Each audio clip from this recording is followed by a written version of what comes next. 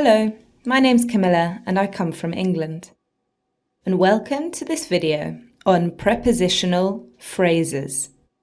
Before we start, you should be warned that this whole film is in English, so it's a good idea to have your dictionary ready to look up any words you don't know. So let's start. First of all, what is a prepositional phrase? In its simplest form, a prepositional phrase is made up of a preposition plus a noun, a pronoun, a gerund, or a clause. However, quite often prepositional phrases are a little bit more complicated, and they also have a modifier in the middle.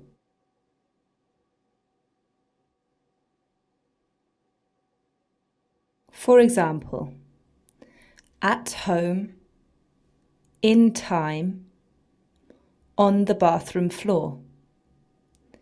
These are all prepositional phrases, and as you can see, each one begins with a preposition, at, in, and on, in this case.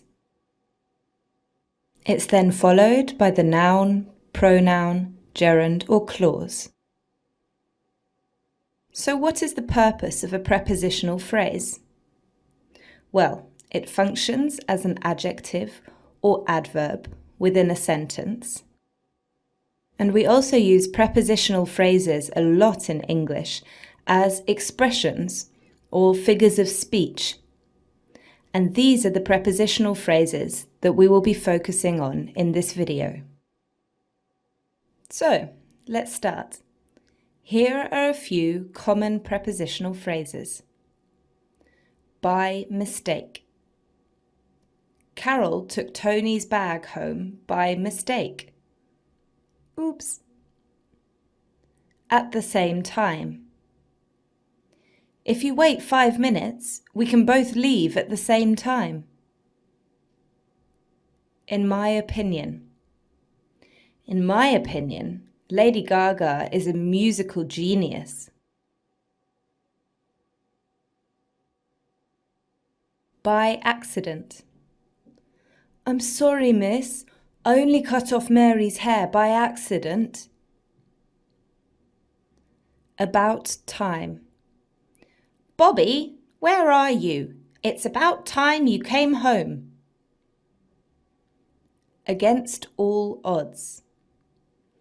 Against all odds, Sheila got a good mark for her maths exam. We also have a lot of prepositional phrases in English that are quite funny. They say one thing and mean another. So, take a look at these prepositional phrases and see if you can work out what they really mean. In a pickle. This literally means in einer Essiggurke sein. But can you think of how it would be used? Here is an example sentence to give you a clue. Louisa lost the map and got herself in a pickle. Exactly. It means to be in a mess or to be a little bit durcheinander. The next one is under the weather. And the example sentence is John was feeling a little under the weather, so he didn't go to school. Any ideas what this could mean? Yes, it means to feel ill or to feel not so well. And it certainly doesn't mean to stand under the rain and the sun and the lightning. Achoo! Here are a couple more. Into thin air. I turned around, but the man had disappeared into thin air. Do you know what this could mean? It means that the man had gone completely. He was nowhere to be seen. Bing! On edge. Literally, this means am Rand von etwas sein. But as a prepositional phrase, it means something else. For example, since seeing a ghost last week, Linda had been very on edge. Yes, it means to be nervous or jumpy.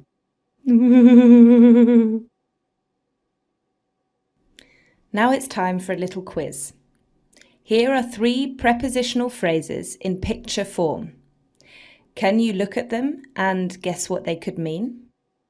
All right, they are in the first place, on top of the world, and beside oneself. In case you still don't know their meanings, I'll give you an example sentence for each one. I never liked him in the first place. This could be translated to something like Ich habe ihn auch am Anfang nie gemocht. I'm feeling on top of the world after that swim. Ich fühle mich wirklich super nach dem Schwimmen. The teacher was beside herself with anger at the naughty children. In other words, der Lehrer konnte sich vor Zorn kaum mehr halten wegen den bösen Kindern. Great!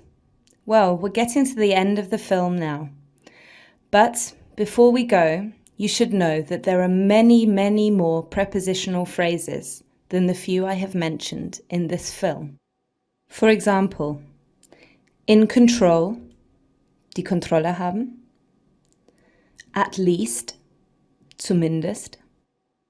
By the way, übrigens. By no means, auf keinen Fall. In a minute, gleich. And at best, allenfalls. So, take some time to research into some more prepositional phrases, because if you include them into your English conversation, it'll make you sound like a real English person. Okay, I hope you have fun with your research. Bye bye!